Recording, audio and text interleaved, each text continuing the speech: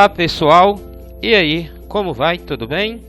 Estamos aqui novamente para apresentar mais esse outro produto, que é a nossa planilha de cálculo de adubação para a cultura do milho, só que dessa vez, é o cultivo de milho para a produção de forragem, ou seja, para a produção de volumoso para alimentação de ruminantes, beleza? Então vamos lá para a nossa planilha e nossa videoaula tutorial de hoje. Aqui está a nossa planilha padrão, como vocês já conhecem muito bem, não preciso tecer maiores comentários, Então, nós vamos trabalhar nela aqui hoje. Então, vamos lá. Bom, vejamos bem então. Bom, vamos verificar então, a CTC do nosso solo, que é a CTC na camada subsuperficial do nosso solo, tá? E também a saturação de base do nosso solo na camada superficial, camada de 0 a 20 centímetros ou de 0 a 30 centímetros. Então vamos lá, verificando a nossa CTC. Opa, deixa eu puxar aqui. Opa, perdão, não está aqui. Bom, então como vocês já conhecem bem as nossas planilhas, nossa aula padrão, vamos lá. Esse é um boletim de análise de solo do Laboratório Campo, tá? Então nós temos aqui o seguinte: CTC na camada superficial tem que estar no boletim de análise de solo em centimol-C por decímetro cúbico. Agora veja bem, pode ser que às vezes no boletim venha em milimol-C por decímetro cúbico. Para você compreender e transformar em CTC, converter para CTC, a CTC de milimol-C para centimol-C por decímetro cúbico, basta você dividir por 10, beleza? Então a CTC aqui está em 4, tá? E a saturação de base do solo V está em 36%. Novamente eu venho aqui, ó, 4, 36. Tá. PRNT do calcário. Como eu já expliquei nas outras planilhas, o PRNT do calcário, ele vem informado no rótulo do produto do calcário, quando esse é vendido ensacado, ou na nota fiscal, quando você adquire o calcário a granel. Então vamos supor que o calcário que eu comprei esteja aí com o PRNT em 70%, tá? Coloca aqui 70%. Profundidade de incorporação. Lembrando que a profundidade de incorporação, você tem que fazer o teste de campo com o implemento que você vai utilizar para incorporar o calcário. Então vamos supor que eu vá trabalhar esse calcário fazendo incorporação somente com a grade aradora, e que o teste de campo me mostrou que eu consigo, com este implemento, incorporar o calcário numa camada de até 20 centímetros. Então coloca aqui 20. E aqui está a quantidade de calcário em tonelada por hectare e a quantidade de calcário em grama por metro quadrado. Tudo bem? Aqui eu tenho a necessidade de gesso, tá? Então é o seguinte, vamos trabalhar então, para nós calcularmos a necessidade de gessagem, nós vamos precisar da informação que é o teor de argila no solo na camada subsuperficial. Mas esse teor de argila tem que estar em grama por quilo. Bom, o que acontece? Mas para verificar se há ou não necessidade de realizar a gessagem, eu tenho que seguir esses parâmetros aqui. Então vamos lá. Realizar a gessagem quando a camada de 20 a 40 centímetros ou 30 a 60 centímetros de profundidade apresentar saturação por alumínio M maior que 20% e ou a saturação por cálcio for menor que 40% ou 0,5 ou menor que 0,5 centimol-C por decímetro cúbico, tá? Se a argila da camada subsuperficial estiver apresentada na análise em percentual ou decagrama, multiplicar por 10 para encontrar o valor em grama por quilo. Então vamos verificar meu boletim de análise física. Verificando então meu boletim de análise física, aqui eu tenho a seguinte informação, que o meu teor de argila no solo é 16%. Bom, eu preciso desse dado em grama por quilo. Bom, Para eu saber em grama por quilo, basta eu pegar aquele valor em percentual 16% e multiplicar por 10. Então aqui eu terei 160. Isso dado da análise física da camada de 20 a 40 centímetros ou 30 a 60 centímetros, tudo bem? Para você entender direito, porque eu trabalho com esses dois dados, sugiro que assista nossa videoaula Coleta de Amostra de Solo, cuja descrição ou o card vai estar aqui no canto superior da nossa videoaula, tá bom? Você verifica lá, tá? Então vamos lá. Teor de argila na camada subsuperficial 160. Eu clico fora dessa célula e aqui eu já tenho a quantidade de gesso em tonelada por hectare, a quantidade de gesso em quilo por hectare e a quantidade de gesso em grama por metro quadrado. Gente, é o seguinte, para nós podermos trabalhar de forma eficiente com a agricultura de precisão, é necessário que nós trabalhemos com antecipação e fazendo sempre a análise dos fatores no solo que foram corrigidos. Por exemplo, se você tem previsão de preparar uma nova área para cultivo de milho para a produção de forragem e você nunca realizou nenhuma atividade de correção desse solo, sugiro o seguinte, que você se planeje um ano antes para fazer a correção desse solo. Por exemplo, se você quer plantar uma determinada área, um ano antes, por exemplo, se você vai plantar em outubro do ano que vem, em outubro desse ano, por exemplo, eu estou agora em 2022, então sou um produtor e eu quero plantar uma área nova para cultivo de milho.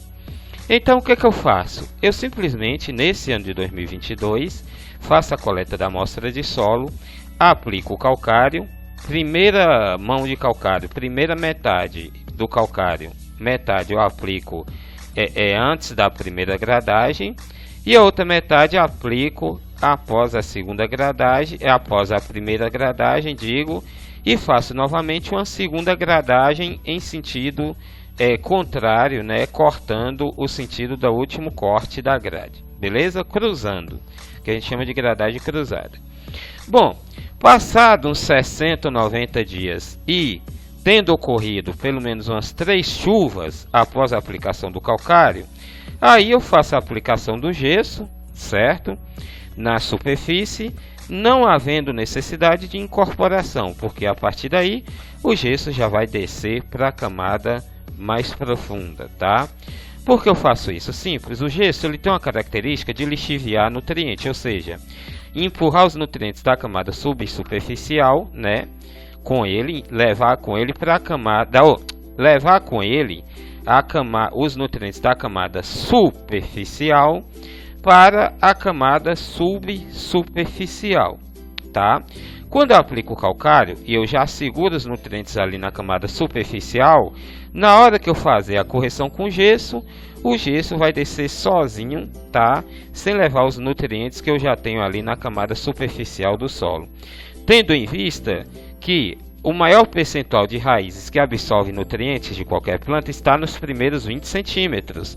E se eu levo esses nutrientes para a camada mais profunda, o sistema radicular e essa planta, principalmente na fase inicial de vida, né, do seu ciclo, terá dificuldade de absorver esses nutrientes.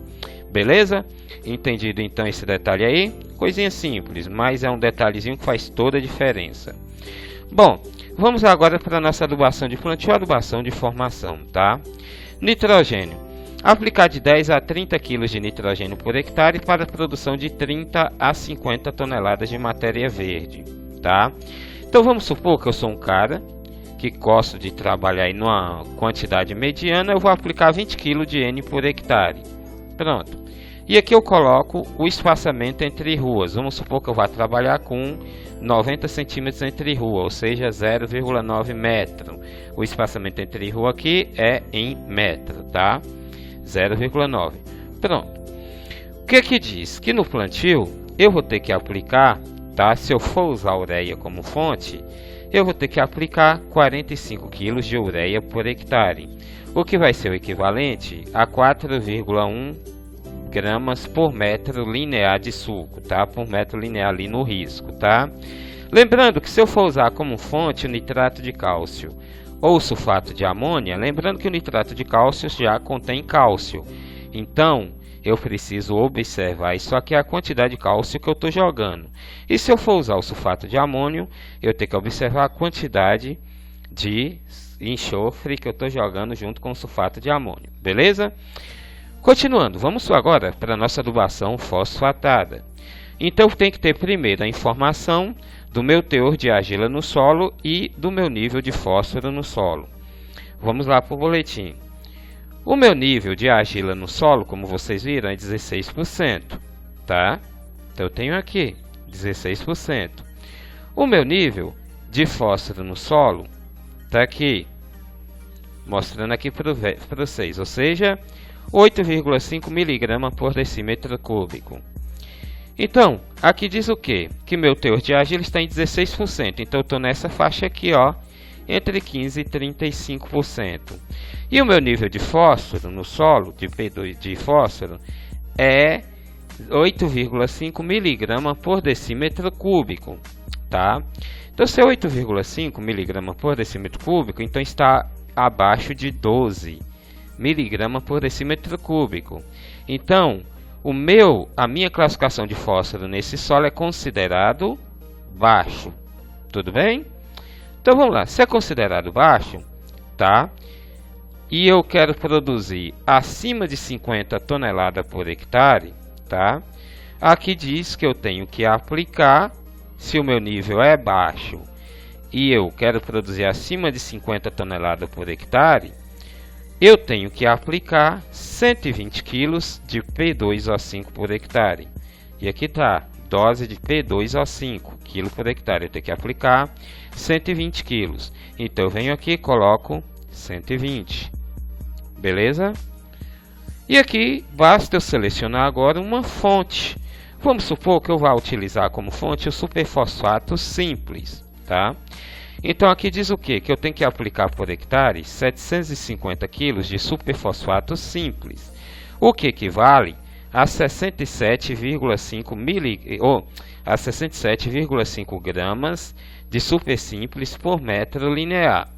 Como o super simples contém enxofre, automaticamente já estou jogando 135 kg por hectare. O cálcio, como o super simples contém cálcio, automaticamente já estou jogando 135 kg por hectare. Como contém enxofre, eu já estou jogando aqui automaticamente 75 kg de enxofre por hectare. Bom, vamos agora para a nossa recomendação potássica, tá? Primeiro eu tenho que verificar o meu nível de potássio no solo e em que sistema de medida está ele. Meu potássio no solo aqui está sendo informado em miligrama por decímetro cúbico. E aqui diz que o valor do meu potássio no solo é 19,1 miligramas por decímetro cúbico. Então, nós vamos lá, tá?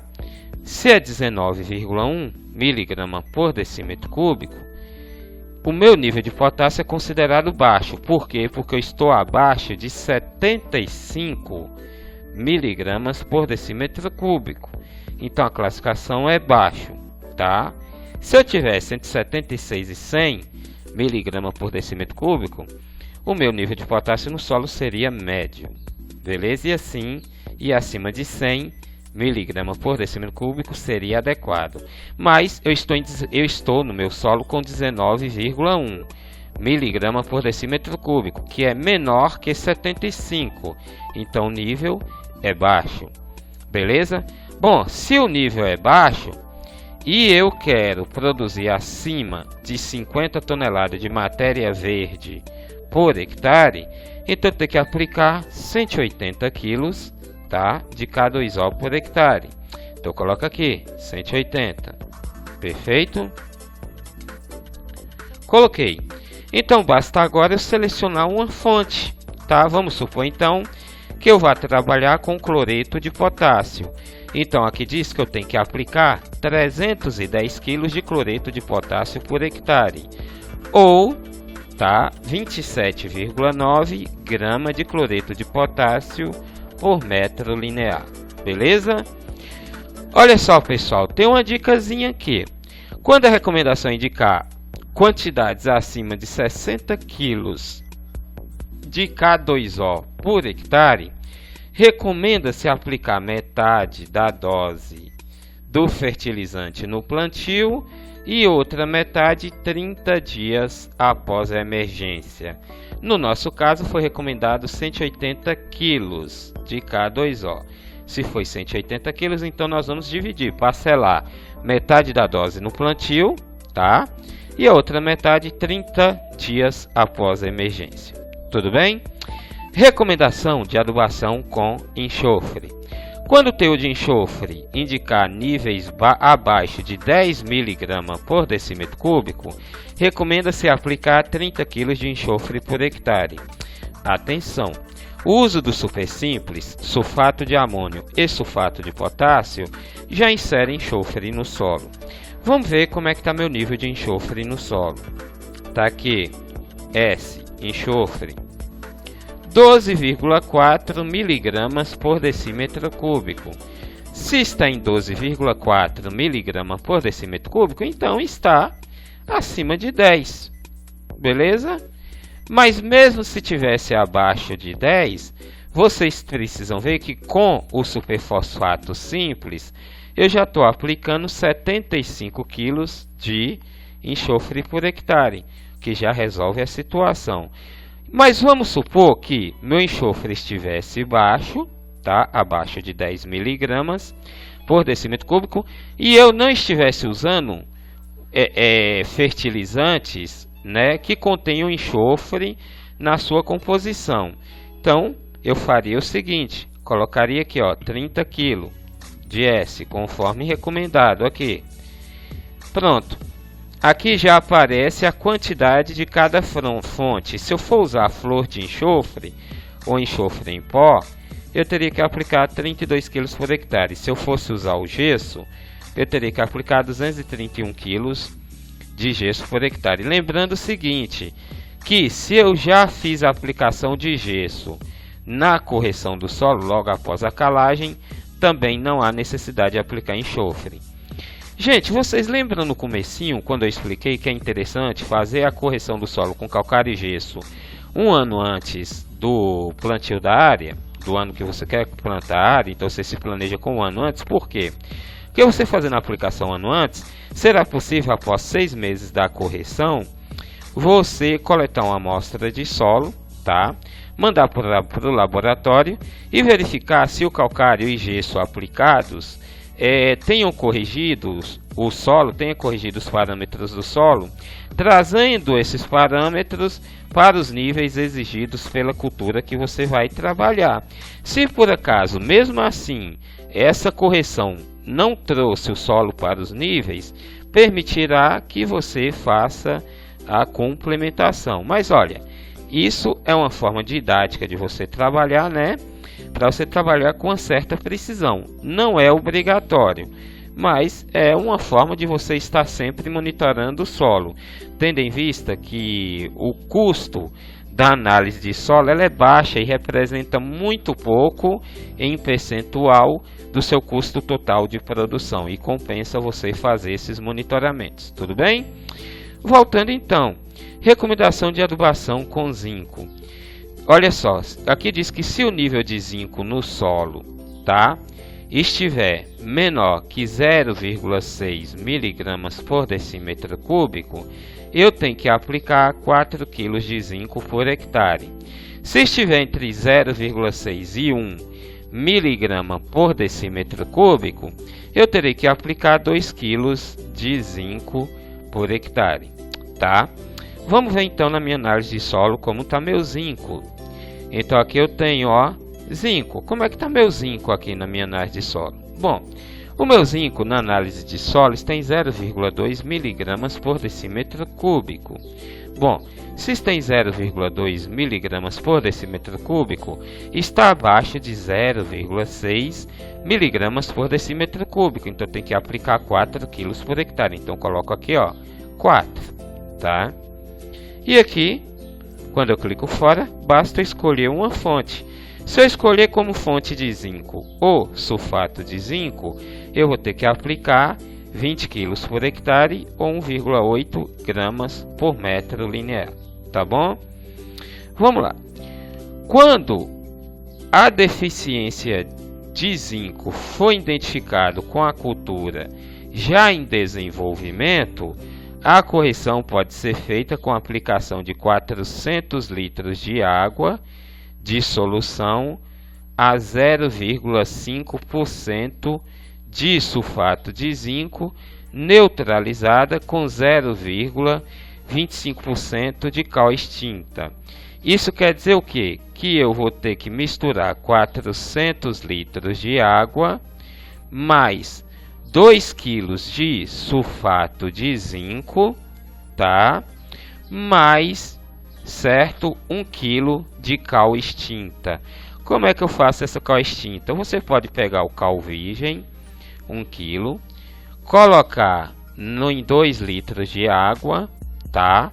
Ferver, deixar fervendo por um tempo, uns 5 a 10 minutos, e depois misturar com a solução. Por que isso é necessário? Porque essa solução de sulfato de zinco em 0,5%, né? Ou seja, os 2 litros de sulfato de zinco em 400 litros, os 2 kg de sulfato de zinco em 400 litros de água, ela torna essa solução um pouco ácida, tá? E a cal extinta terá aí a função de reduzir esta acidez, tá bom? Bom, pessoal, continuando, vamos agora para a nossa adubação de cobertura.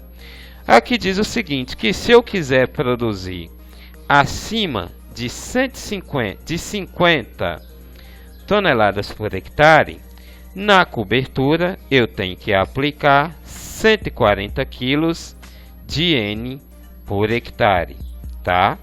Então, eu quero produzir acima de 50 toneladas por hectare. Então, na cobertura, vou aplicar 140 kg de N por hectare. Prontinho. Basta, então, selecionar uma fonte. Aqui diz o seguinte... Perdão, gente. 140 kg de N por hectare. Bom, pessoal, voltando então. Então, aqui quer dizer o quê? Que eu tenho que aplicar 140 kg de N por hectare. E aqui já está explicando como será esse parcelamento da adubação, tá? 140 kg de N por hectare, basta eu escolher uma fonte.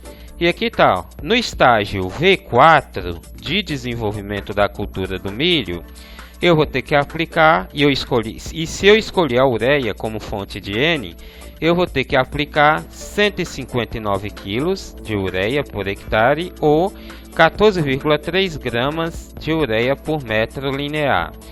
E no estágio V8, vou ter que aplicar novamente 159 kg de ureia por hectare e novamente 14,3 gramas de ureia por metro linear no estágio V8. O estágio V8, o que quer dizer esse estágio de desenvolvimento, para que você entenda? Estágio V4 é quando a cultura do milho desenvolveu e está ali com 4 folhas totalmente expandidas. E o estágio V8 é quando a planta chegou no nível de desenvolvimento com 8 folhas totalmente expandidas. Beleza? Essas fases de aplicação do nitrogênio na cobertura, ela é interessante porque você faz a aplicação do nitrogênio numa fase em que a planta já absorveu o N do plantio, certo? E você pega ali um meio termo, no estágio E4.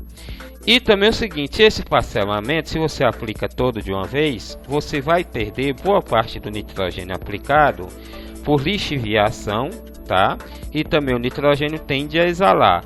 E parcelando a aplicação nesses dois estágios, você evita um desequilíbrio de nitrogênio quando a planta tiver assim um maior equilíbrio entre N e potássio ali no momento da diferenciação floral. Porque se você aplica esse nitrogênio depois do estágio V8, você vai causar uma diferença na relação NK, tá? E aí pode prejudicar um pouco a diferenciação floral para você conseguir uma boa formação também de grãos, beleza? Bom, pessoal, essa é a nossa planilha de cálculo de adubação para a cultura do milho, mais o milho dedicado para a produção de forragem, milho forrageiro, para a produção de silagem. tudo bem? Eu sugiro sempre que, se vocês forem trabalhar com milho para a produção de silagem, vocês trabalhem com híbrido. Aí tem aí o AG1051, que é muito bom. Tem alguns outros no mercado, mas o 1051 hoje é um dos melhores que existe, tá ok? Essa é a nossa planilha, espero que vocês tenham gostado. Então, pessoal, espero que vocês tenham gostado dessa nossa planilha aí de cálculo de adubação para o milho forrageiro, tá? E quero dizer a vocês que, caso vocês tenham interesse em adquirir algum de nossos produtos, hoje, atualmente, nós temos aqui, olha, planilhas disponíveis para essas culturas, ó. Fruticultura, banana, café, coco, manga, maracujá, goiaba. Horticultura, cebola, melancia, melão, morango. Culturas anuais, soja, milho, grão, sorgo, grão, mandioca, feijão. Forragicultura, nós temos cana, milho forrageiro, sorgo forrageiro e pastagem. E planilhas de dieta, né, de balanceamento de dieta para bovino de corte, bovino de leite, caprinos, ovinos e aves de postura. Mais adiante nós teremos diversas outras planilhas disponíveis. Nós teremos aí um portfólio, né, com um total de 40 planilhas, tá? Planilhas das principais culturas, tudo bem? É isso aí, espero que vocês tenham gostado dessa nossa videoaula, tutorial. E se vocês quiserem adquirir algum desses produtos, basta entrar em contato aqui pelo nosso telefone 779-9189-1849, que teremos o maior prazer e satisfação em atendê-los. E lembre-se, já pensou você, lojista, né, que está aí no seu balcão e de repente chega um produtor com um boletim de análise de solo e de repente você, com o notebook, abre aí no seu balcão alguma de nossas planilhas, em coisa de 15 minutos no máximo o produtor já tem uma relação completa dos fertilizantes que vai precisar, e você, além de entregar essa informação, já entrega também toda a carga, todo o produto na quantidade exata e com toda a recomendação anotada. Já pensou que praticidade? Imagina o ganho que o seu comércio, o seu estabelecimento teria com esta informação, com este equipamento, com esses produtos que nós fornecemos.